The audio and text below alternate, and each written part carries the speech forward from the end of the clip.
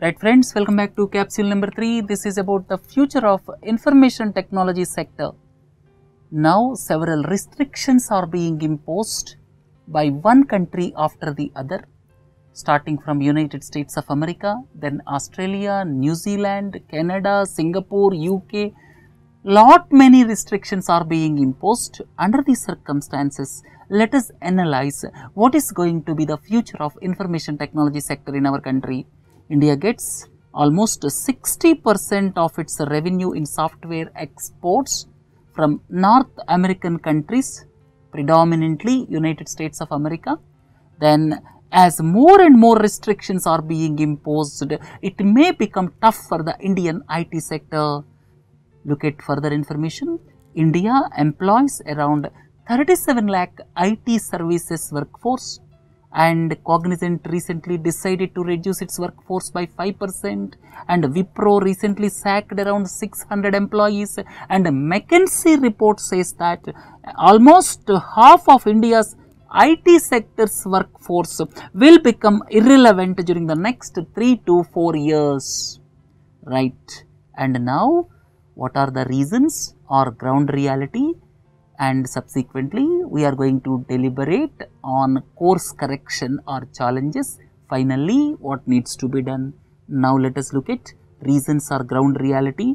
The first and the foremost reason is, of course, this is not the most important reason. Most important reason is, of course, automation and others. But here you see the first one is protectionist tendencies in various countries. Then increasing industry-wide automation. Automation is increasing day by day. And another important aspect is we are basically IT service providers, but our foray into IT innovation is limited. Then there is a change towards digital technologies globally, and Indians are the best in already existing algorithms. This may not be always true, but in majority of the cases, we are the best in existing algorithms, but on conceptual and innovative thinking comes secondary for us. Probably the quality of education and the type of education in our country may be one reason. The rote learning in our country may be one reason for this.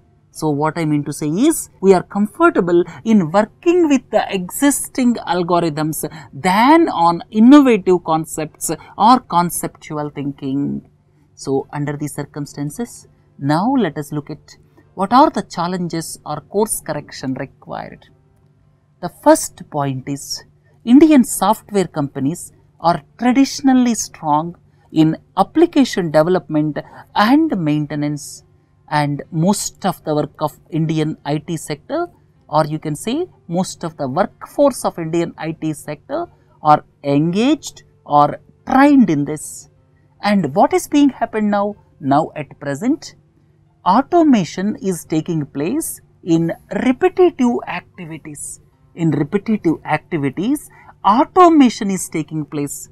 Now the need of the hour is whether workforce are to be retrained in other domains or reskilled in other domains, or they have to be retrenched.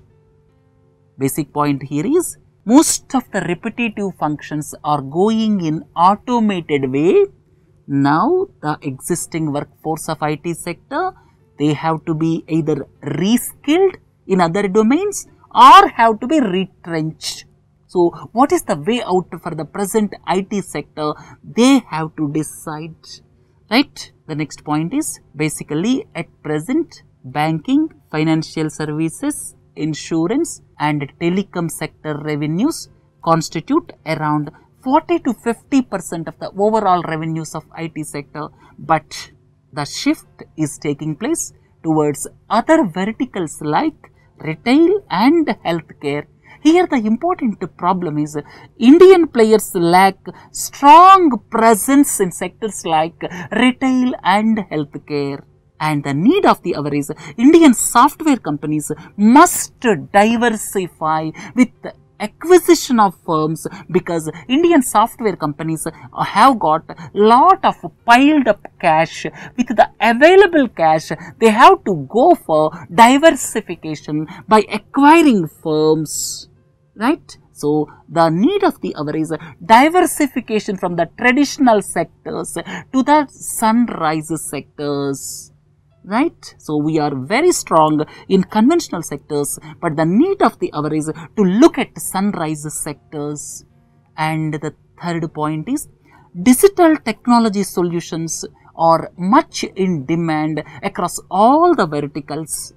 Here, multinational companies with higher order consulting capabilities are at the forefront. So, in this digital technology solutions, at present, multinational companies with higher order consulting capabilities are at the forefront, and the need of the hour is Indian players are to reskill their workforce with higher capabilities. So, this is a third important challenge. The fourth point, the world is moving. This is going to be the future in the next 10 to 20 years. The world is moving towards cutting edge technologies and automation.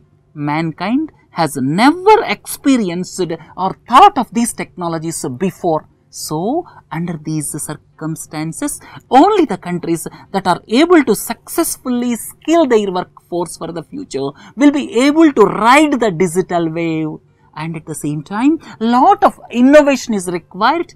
Now the world is revolving around Internet of Things, connecting various physical gadgets, that is Internet of Things, big data analytics. Lot of data is being generated and analyzing, that is big data analytics. At the same time, artificial intelligence, then cloud computing, then digital technologies became the new mantra, and Indian software sector has to be ready to face these challenges, right? So, this is the important aspect one should look at. So, finally, the final word is to stand on their own. What to do by the Indian software sector? First one is most important, reskilling the workforce. Second one is cut back on workforce if required, but it should be the last resort.